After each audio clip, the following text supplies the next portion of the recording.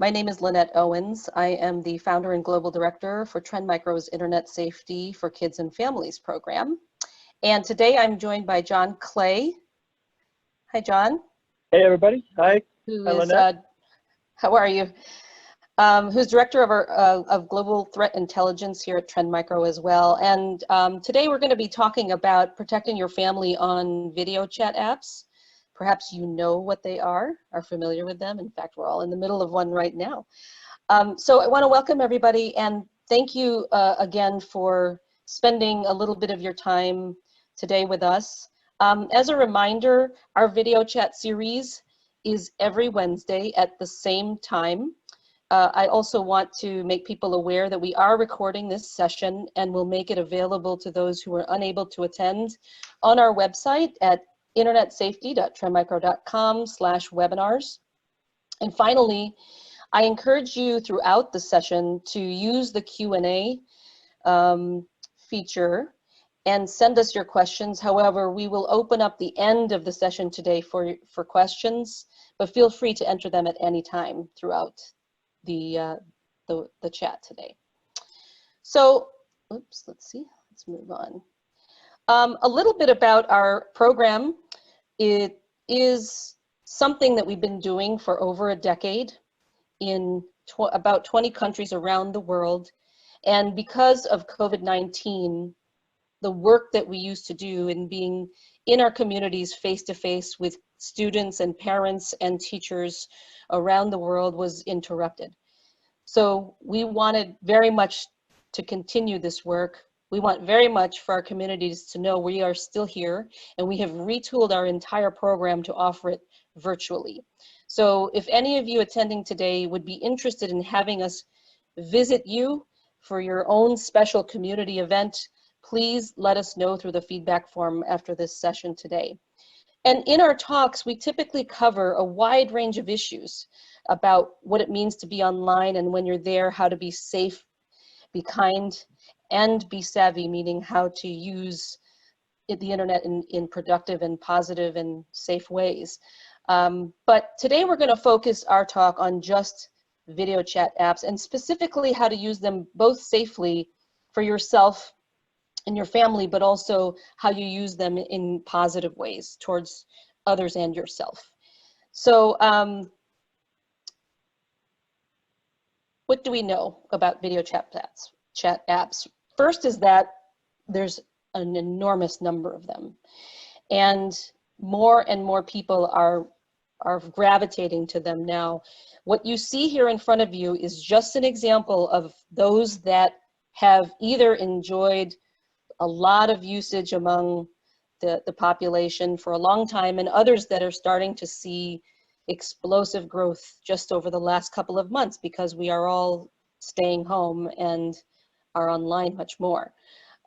So it doesn't include, our talk today is really going to talk about those apps that you are more likely to see used in your home, either by you, your family members, your kids.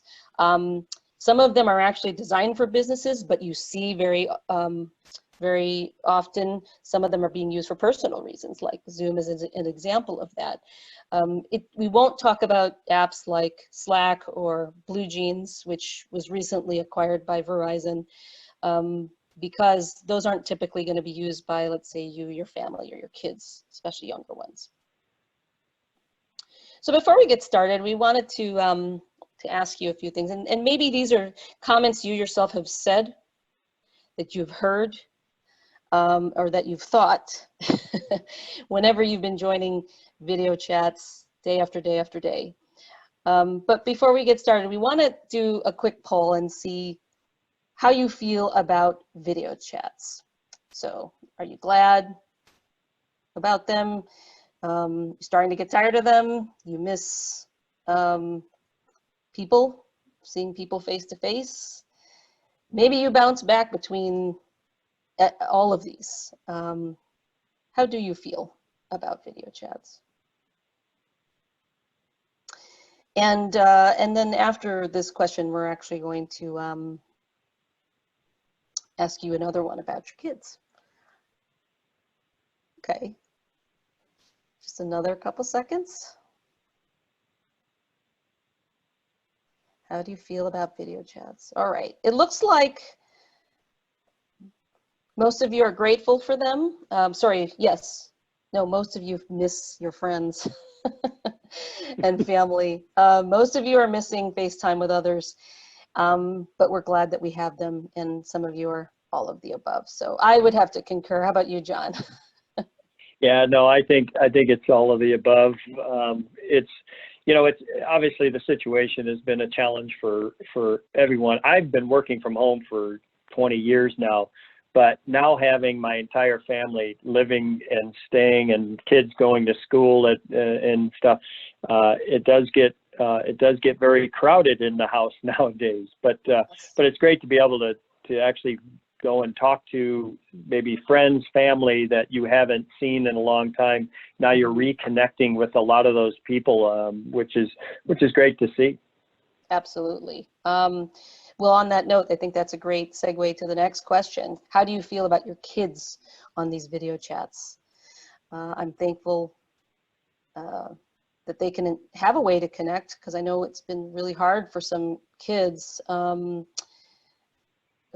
I need to move on to the next question. So how do you feel about your kids on video chats? And in some cases, depending on the ages of your kids, it could be a lot of work just to get them set up. The third one, I think a lot of people are struggling with the screen time and coming to terms with this is their new reality. Yeah, and Lynette, I have older kids, so I think it's even harder for them. They've been so used to hanging out and face to face and being with people, especially at school, and now their school is totally isolated. They're online. It can be a little challenging for them, but I do also think, as I mentioned before, it's given them an opportunity to go and actually talk to their cousins or talk to friends that aren't close by anymore. So it's given them that opportunity.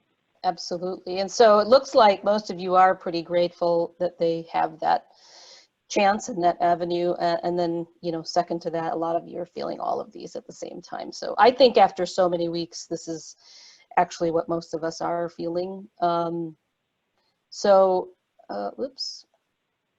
let me move on then. So I think that this is something where everybody's grappling with now, and that is, what is it going to look like on the other side of this? And is video chatting and remote working and distance learning, is that going to actually be part of our new normal? I think that is the case in some way, shape, or form. And I joke with my kids, we live in an area where we have snow, that they will never again have a snow day. Why would they, if we've learned how to do this over video chatting? So a little bit about the pros and cons of video chatting. Yes, it keeps us connected, and we can do it over large swaths of people if we want. Most of them are pretty easy to use, although we'll talk a little bit about the differences among some of those apps that I showed you before. And every single one we're going to talk about today is free or has a free version available. I think the flip side of this is that our rush to using some of these technologies, and some of these technologies have amended themselves just in the last 2 months, opens us up for some issues. So privacy, I think, is one of them. Anytime you're having to sign up and give up personal information, then anything on the internet can be put at risk. The other people who are using them might abuse them and use them in ways that aren't okay, especially for our kids, and especially with certain kinds of video chat apps where it doesn't require you to invite people. It could be just, a place where everybody gathers, and all of a sudden strangers might show up. And so that is a very real concern that I think people need to be aware of, especially on some of these consumer-facing apps.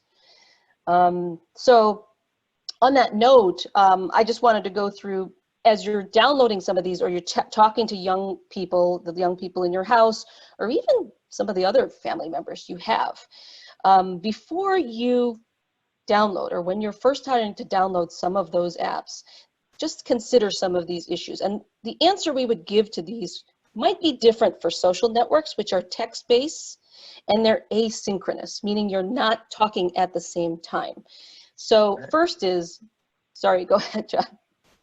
No, I was going to say this is all good stuff for people to understand, because again, new technology to people can be intimidating, but it also is a great opportunity for people to take advantage of.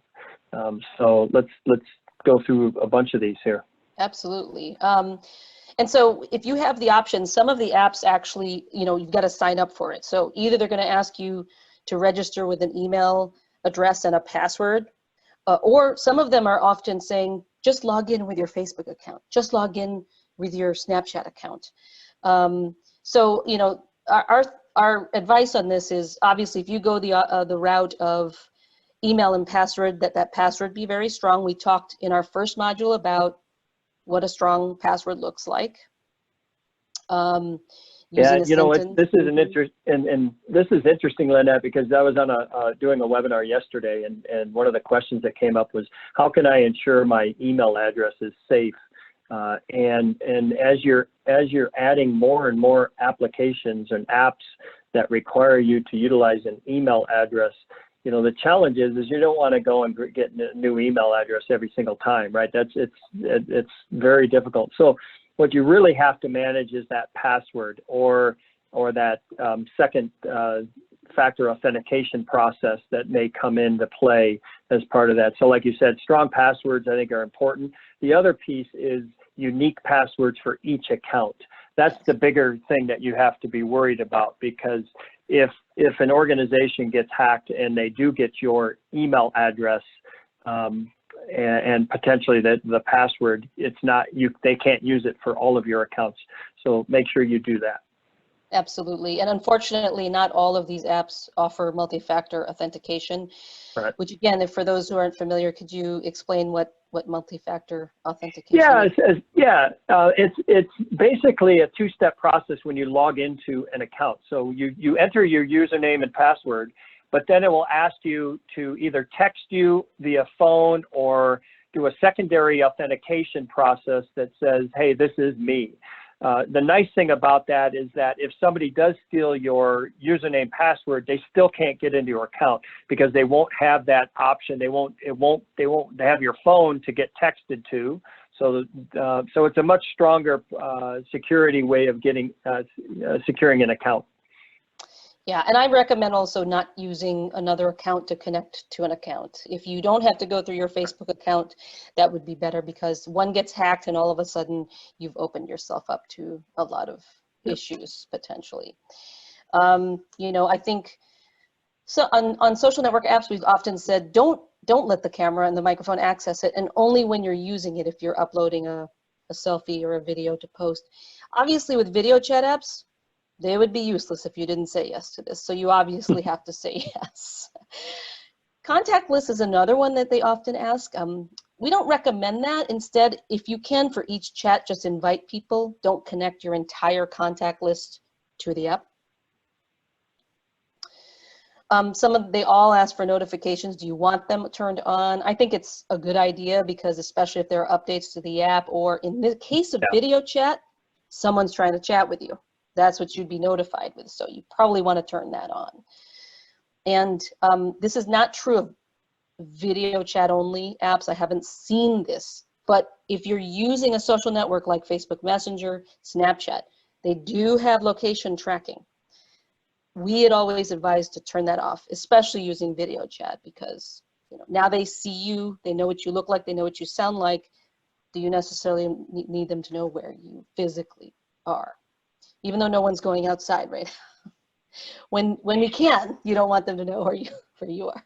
Right. You're probably in your house, right? So, and finally, before we go into specific apps, we just wanted to talk a little bit about some other things to consider protecting your family. So, John, I don't know if you want to talk a little bit about protecting your privacy here. I know one of the things we say is just invite the people you know. And rather than sending links out to everybody.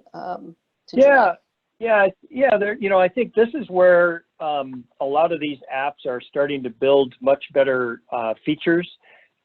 For example, if you can require a password to get into a video conference session, a good thing to include that. A lot of them also will do a random password for every new instance that you do. So check the settings that you have available to you and make sure those are turned on, because again, if you don't have a password for a session, then anybody can basically, if they figure it out, they can join it. That's where you see those Zoom bombing issues that come up. Those are going to be a challenge. Lock the chats from any outsiders. So again, only allow the people that you have invited to attend that session, I think. Another interesting one is using headphones, right? So use headphones, don't use the speaker option, because again, you may not want even some people in your family to hear some of the stuff that, kids today, some of their language might not be appropriate for some of the smaller kids in the house or something, right? So use headphones when you can. I know those are some ideas, but again, it's really about protecting your privacy. And again, these video conferences, it might be a family process, but could be just friends. It could be coworkers. It could be something going on. You just want to protect your privacy. Absolutely. On personal information, I think we've already talked about strong passwords, and but there's one area that I don't think people are aware of, and that is the end-to-end encryption capability. And it turns out on that list of apps that we showed you, not all of them are using end-to-end encryption. So for the sake of people on the call, John, if you want to just talk a little bit about what end-to-end encryption is and why it's important. Yeah. It's end-to-end encryption essentially is that any of the information that is being transferred between you and either the vendor or you and the recipient, the other person on the end, all of that data is encrypted from your system all the way over to their system. So it basically prevents anybody from being able to capture the data as it's going across the internet and seeing what it is. So because it's encrypted, it's so even if somebody was able to get access to the feed, they still wouldn't be able to see anything because it's fully encrypted. And it's pretty important, obviously, especially if you're doing stuff, you're talking about things that are private, you're sharing information. It could be you're sharing photos, it could be sharing video, it could be sharing files.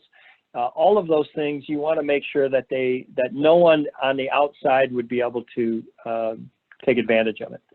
Absolutely. And I think just for the sake of time, we'll go through a few more of these pieces of advice. Protecting yourself is something I think it's, this is not like text messages or posting on social media. Again, this is synchronous communication, not asynchronous communication. So, right. Not all apps allow this, but some of them allow others to invite an outsider into the chat. So a good example of this would be house party.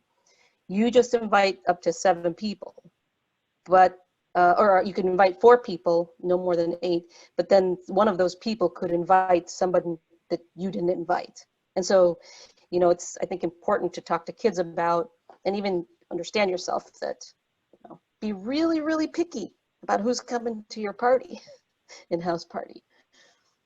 Yeah, I think two other things to really note here. One is, in a lot of cases, you don't need to share files with these apps, even though they allow it. So take a look at the settings for your video conferences. If you don't need to share files, disable that for sure, because in case somebody does get in, they could share potentially a malicious file. And then secondly, make sure you update the app on a regular basis and check for updates on a regular basis. If you can't, set it to auto update, because again, security features and updates are regularly coming, especially now with these video conferencing apps. We're seeing lots of vulnerabilities being submitted that are being found within these. And so these vendors have to update and patch their software on a regular basis. So make sure you do that, and that can help protect yourself as well. Absolutely. And I do think that the other thing was specific to you know, cases where kids are using it among peers. Depending on how big the group gets, some of these apps allow up to 50 people to be on a video chat, and that could happen in a party online. But make sure your kids know that if inappropriate behaviors are going on, that they know they can come to you. A lot of the apps allow reporting within the apps themselves if it's really disturbing behavior. But this is something, and we have a talk and some guests coming up in the future to talk about, you know, our behavior is really changing. Are things that used to be bad getting worse because we're online all the time, because kids are online all the time? But make sure that that's always a part of the conversation before they get on any video chat. Use it, For sure. use it well, right? And if others are misbehaving, make sure they let you know. Respecting others and their privacy. Because it is a two-way street. And so some of these apps, like Zoom, but also others, allow you to record what's happening. And this has happened where people are having a chat, and unbeknownst to others, they've been recording it in private, and then they're posting it publicly. So, you know, make sure that if your kids are having these video chats, or you and your family, just agree, you and your friends, we're not going to record this, and certainly don't do it without somebody knowing. We did tell you that we're recording this chat today. And again, if you set up a conference and you are going to record it, make sure you tell everybody up front that you are recording it. Absolutely. And don't feel bad if they do not support it. Absolutely. I think finally, in respecting others, just if they choose to hide their audio, or sorry, their video, you know, if they choose to use a background and not show you their house, just let it lie and just respect that decision if they so choose. Yeah. I think lastly is about time limits. So we're on the screens all the time. Make sure you get up and walk around, rest your eyes. It's just important that we do that, and remember to remind our kids to do the same. So the last part of this is we actually want to do, this is a new format. We're going to do something called the lightning round. And what we're going to ask you to do is choose which one of these apps you would like to hear a little bit more about. And what we will do is, time permitting, we will go in order of priority, which ones people actually want to hear most about. So based on your responses, pick which one of these you'd be most interested to hear more about. I'm going to stop share of my slides for a moment as you vote, and we're going to share. Let's see, it looks like, ooh, house party's winning. I guess I've talked about it enough. All right, let's see. That's Where do we go? All right, we'll stop voting in a minute here, and all right, let's end the polling here. Wow, Discord's coming up second here. All right, we're gonna end the polling here. So we've got a lot of gamers on here. yeah, we've got, or they live with them anyway. So house party, Yeah, exactly. Discord. What's number 3 on this list? Google Meet. Okay. All right, let's try and get those queued up. So let's talk a little Zoom. bit about. Zoom's right up there. All right. Did anyone want to hear about ties? FaceTime and Messenger are tied. Okay. FaceTime and Messenger are tied. So we have, so it's house party, Discord. What was next? Zoom. Zoom. Okay. And then time permitting. Or Google Meet. Google Meet was before Zoom. Oh, was it? So Okay. house party, Discord, Google Meet, Zoom, and then Facebook and FaceTime.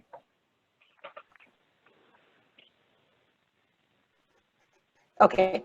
Let's talk a little bit about house party here. So I'm going to share my screen here.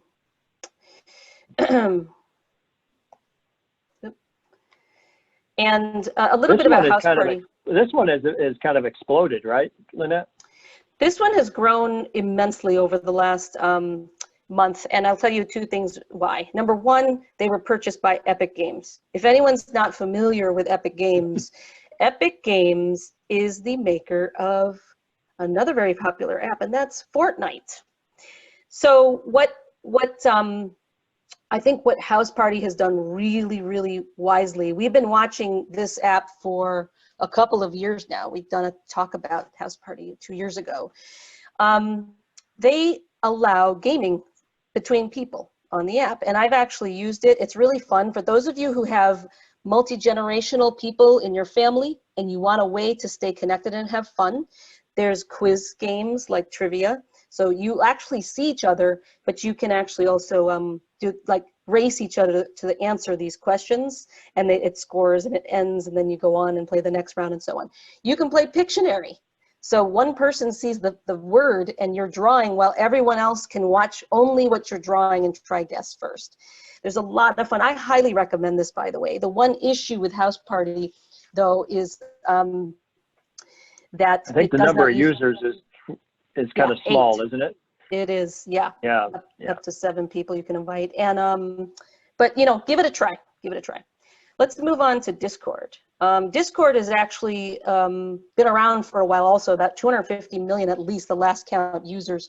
It was a community of mostly gamers. And this is where a lot of them go to play together. But, you know, after a while, they started realizing that offering video chatting would be important to that community feeling. So what you're seeing here is a group of people video chatting on Discord.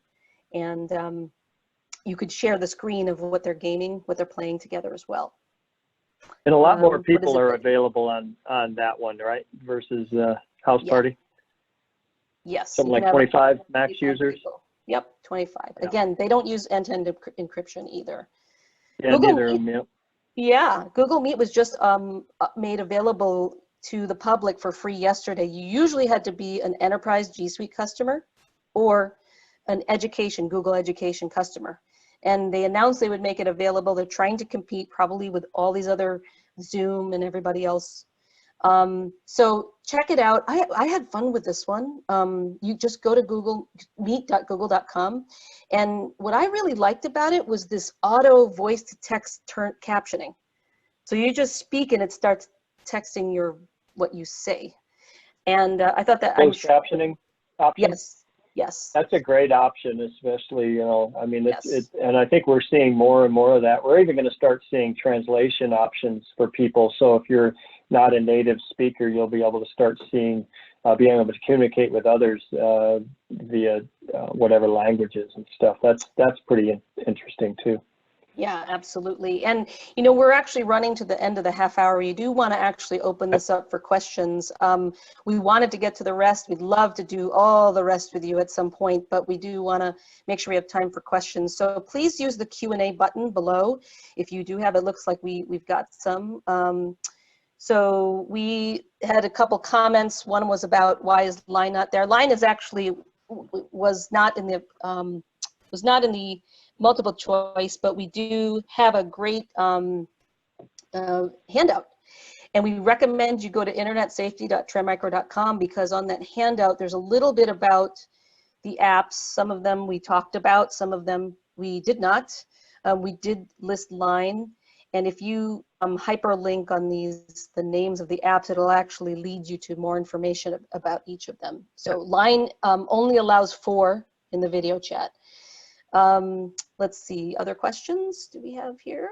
So we didn't have WeChat. Lots of questions about what all the other apps, right? So obviously for folks on here, there are, as we mentioned earlier, there are a lot of video conferencing apps that are being offered nowadays, and new ones springing up all the time. So the main thing that we want to make sure people understand is that when you do look for and identify one, do some investigation about the app itself. When you read the reviews, read the information, read the terms and conditions, is especially what their privacy is, what they have for privacy.